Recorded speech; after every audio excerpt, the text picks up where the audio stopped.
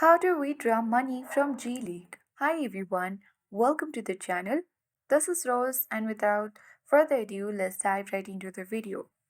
First of all, make sure that you download and install G League application on your device. Now tap on Open Bottle, and you will land in this kind of interface. So you have to play this game until you earn $5, which you can see at top right. After that, you will land on the official home screen of G League application. You need to tap on profile icon in top right. From the menu, you need to tap gear icon to open settings. In setting, you will see total balance. Tap to add your email and password to claim your account. After that, you have to view your balance. To cash out, you need a minimum balance of $100. If you have less, cash out button won't appear. If you have $100 or more, tap cash out button. Select your preferred payment method, such as linking a bank account or other available option.